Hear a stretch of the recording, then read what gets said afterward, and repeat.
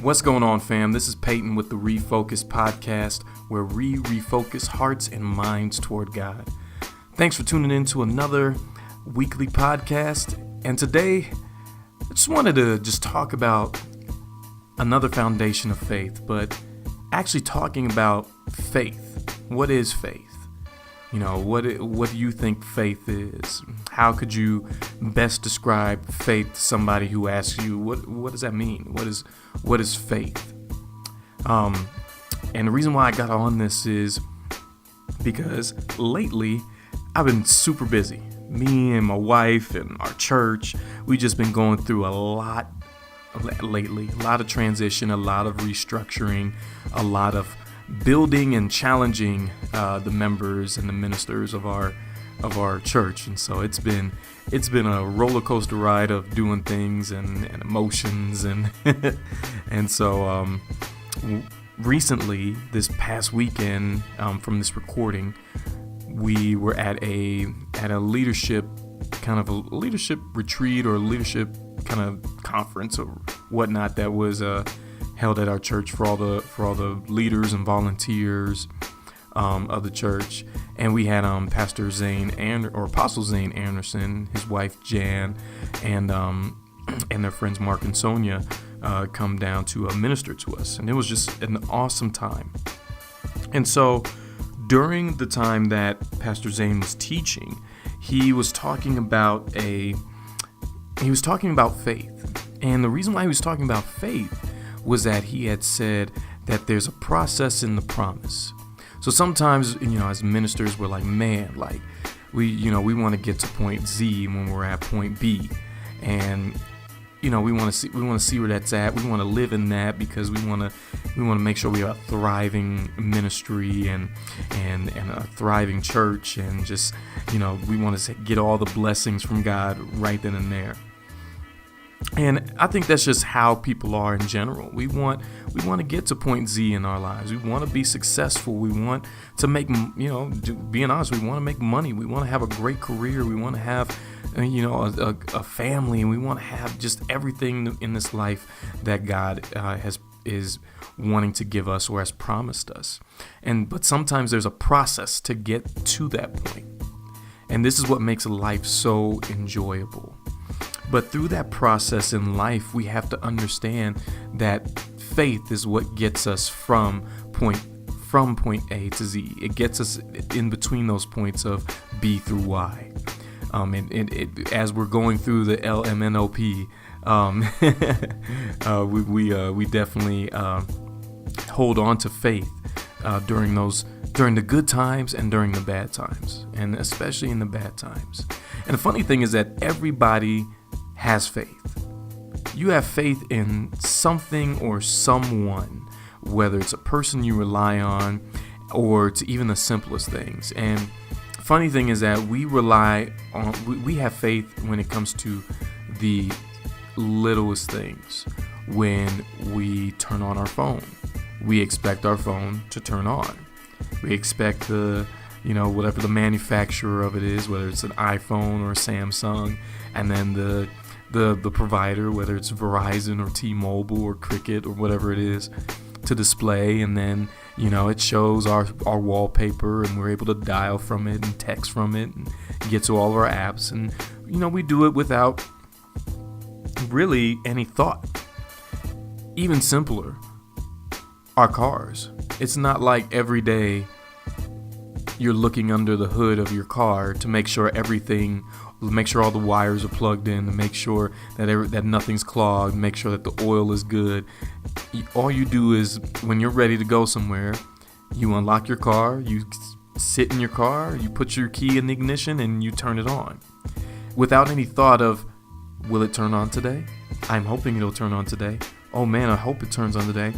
You just automatically have a faith that my car's going to turn on today. I got gas in it. There was no lights coming on saying that anything needs to be checked. And even if it does, you still roll. Let's just be honest. There's some people who still roll and the check engine light's still on,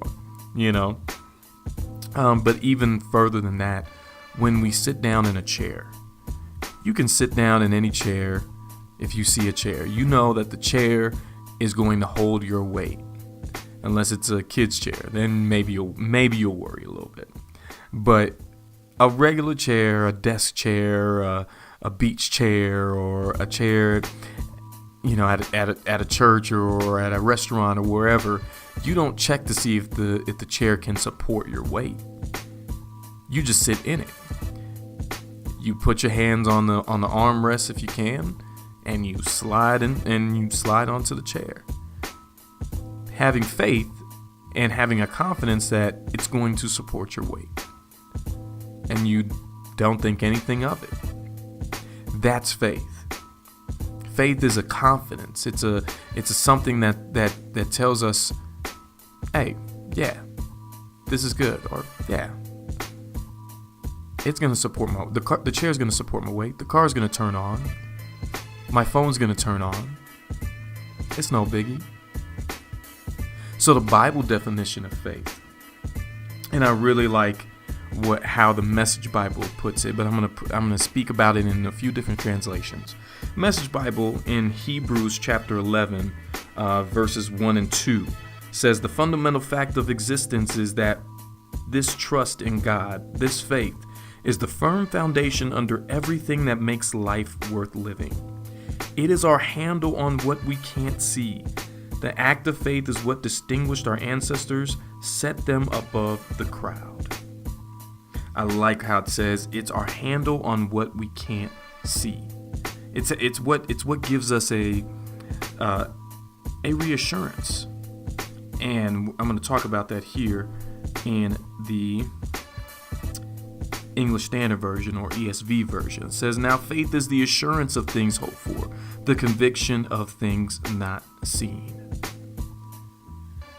So you may have heard the Hebrews 11:1 as being the substance of things hoped for,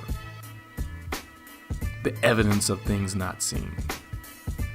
And so we're going to break down what it means for the substance and the evidence. Break down that. The substance of things hoped for. That's the Bible definition of faith. Substance being, like how we heard here in the English Standard Version, assurance, confidence, title deed. It's the substance of things hoped for. It's the substance of things to come. It's our confidence that things are going to come in the future for us. So the substance of saying, hey, my car is going to turn on as soon as I turn the ignition. That's the substance of something to happen or something to come in the future. My car is going to turn on. I haven't turned on my car yet, but as soon as I put the key in the ignition and I turn it on, it's going to work. And even for, anybody who's listening on this podcast, you want to work towards getting a higher position in your job, or even a new job where you're getting paid more. You work for your employer now, believing that you'll be paid because of this contract you wrote, the contract you signed. You said, okay, I'm agreeing to work for you for 40 hours a week, and every 2 weeks or twice a month or once a week, however you get paid, you're expecting a check to be handed to you, or you expect them to directly deposit the money into your bank account. And that's a faith. That's still a natural faith. Is saying, hey, yeah, I have faith that my job's not going to do me dirty, and they're going to pay me for the work that I do.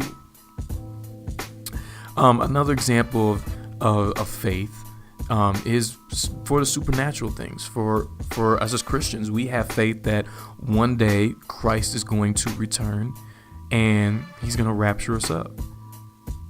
We have faith that Christ is going to return. He's going to set things straight in the world. The world's going to be made anew. And for the believers who are raptured up, we're going to be living in paradise. God's going to make a new heaven and a new earth. That things are going to be set right. That the world and the way that it is not going to always be this way. So the evidence of things not seen. So we already understand the substance, that assurance, that confidence, something we can hold on to. I really love how it says that's what we can handle on. That's what we have a handle on. You know, when people say, man, how can you believe, you know, that this is going to happen in your favor? You hold on to that faith and say, you know what? I have faith in God that things are going to be well in my life. Real quick side note. I remember when I was a lot younger. I think I was about 21 at the time. I had just left a job for another job that was paying about $2 more. And it was a call center, and suddenly they get bought out by another company. And this other company says, hey, we're going to do a lot of downsizing, so some of you all may be getting let go.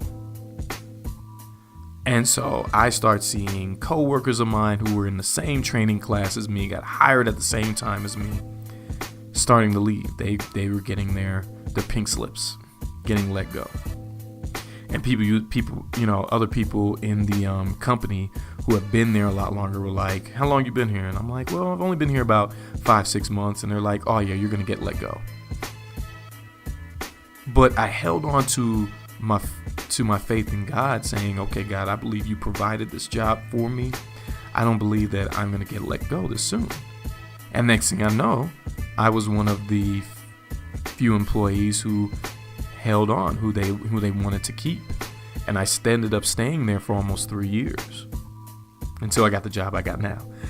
So understanding that it's those simple things of faith and of natural faith that it's something that we hold on to, something saying like, you know what? No, I'm gonna refuse to think that I'm gonna be let go from my job. I'm going to stay. And so it's the evidence of things not seen. Evidence meaning proof, the testimony of a witness, or the conviction of things not seen, meaning it's outside of our perception of the 5 senses. So I can't see it, I can't smell it, I can't taste it, I can't touch it, but I know, and I'm going to hold on to the fact that I know that this is going to happen for me, that I'm going to get a promotion at my job. I know that things in my life are going to be better. I know that this thing that's happening in my life where I feel attacked by everyone is not always going to last. I'm going to be able to move forward from this and move on and conquer and rise above. You know, we see these great stories in the movies about people rising above hatred. You know, whether it's racial hatred, whether it's gender-related hatred, whether it's, you know, people saying, "Oh, you're just too small." I always look at the movie Rudy, where the young boy was too small and just not necessarily the brightest person to be able to go to Notre Dame and play football. Notre Dame being a university, him not really having that great of an education, and then him being a man of smaller stature wanting to play college level football where it's a bunch of big dudes, but he was able to do it. He was able to hold on to this faith of this dream he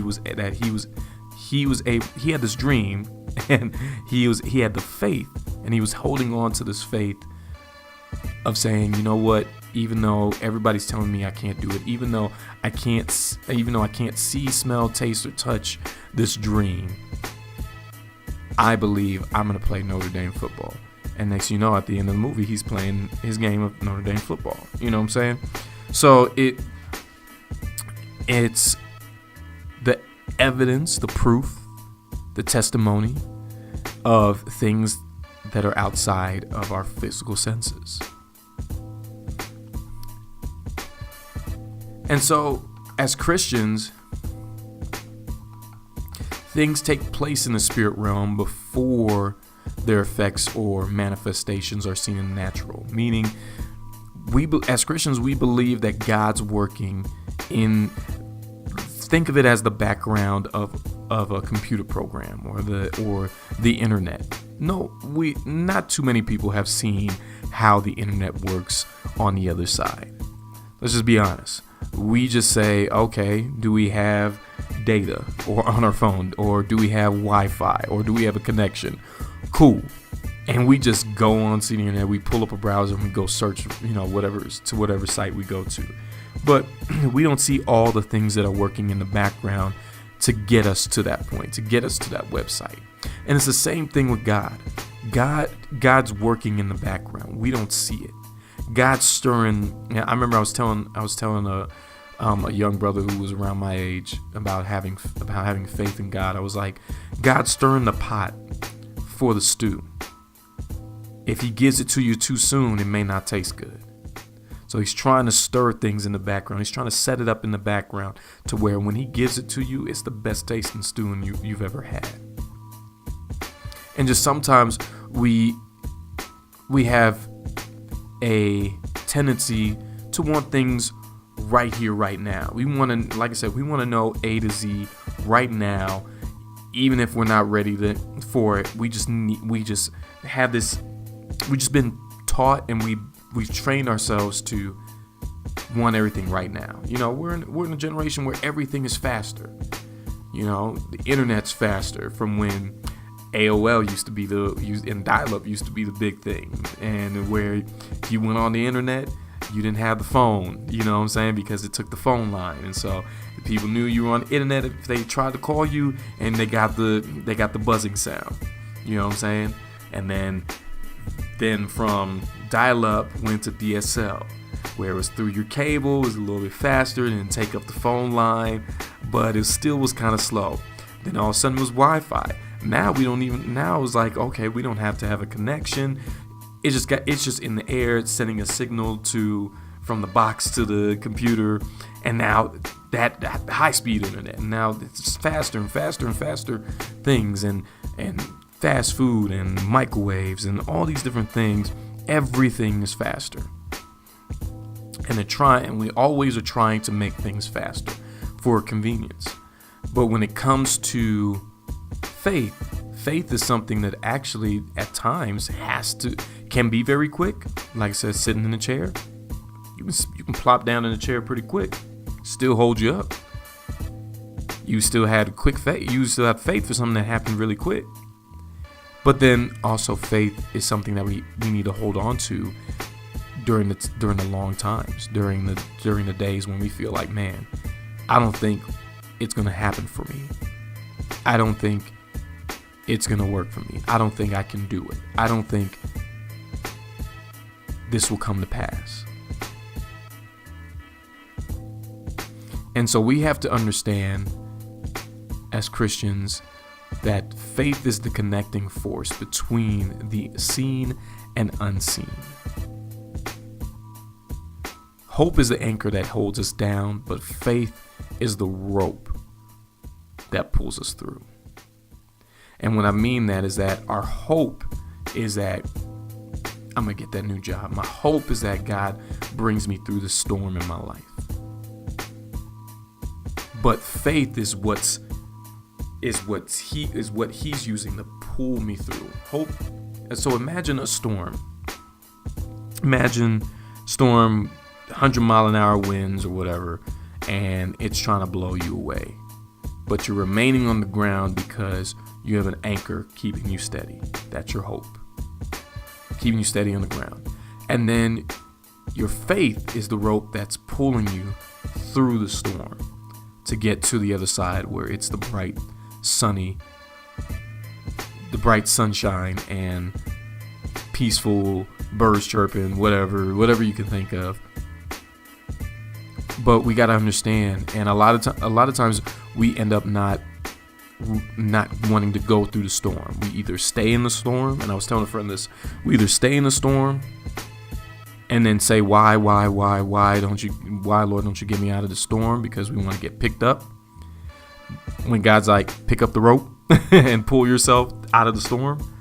Or we go backwards and we're constantly trying to run away from the storm, and we constantly are meeting the storm. The only way you can get through a storm is the only way you can avoid a storm is to go, or the only way you can get through a storm is to go through it, literally.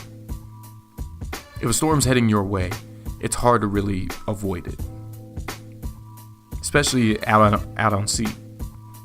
You just got to go through it, and you got to just keep going through it and wait it out until finally, boom, it's over. So remember, hope is the anchor, faith is the rope. And we also have to understand that faith is our method of seeing. Psalms 119, verse 105. A good verse that I like to hold on to. If I could just come and get to it real quick. Psalms 119, verse 105. It says, "Your word is a lamp to my feet and a light to my path." Now, when we see a lamp to our feet and a light to our path, we see our path by faith. You know, you hear some people may hear the saying, "We walk by faith, not by sight," because God is supposed to be directing our steps. So you can imagine it in a few ways. You're in a dark room and God is your guide, and He's taking you by the hand and saying, "Hey, I know you can't see where you're going, but I'm leading you. Let's go this way." And you have to have faith that He's not gonna lead you somewhere where you're gonna fall. He's not gonna lead you somewhere where you're gonna get hurt or get into a trap or whatever. And it's the same thing of if God was a light, He was a torch, and you're walking down. You know, for all of my adventure type people, you know, all my video game people, all my fantasy cosplaying people, dungeons. You know what I'm saying? Your character's down a dark dungeon, and all you got is a torch. Your torch shows light to a certain distance, but you at least know that up to that a certain amount of distance, your path is clear. There's no monsters, there's no booby traps, there's nothing. So you proceed forward. And it's the same way faith is. We walk by faith because God may light a certain amount of spaces for us to continue to walk. To say, okay, I've gotten to point C, but I don't know what D looks like yet. But I'm going to believe that God will light my path as I continue to walk. And that's what He does. So I just want to encourage you that there's process in His promises.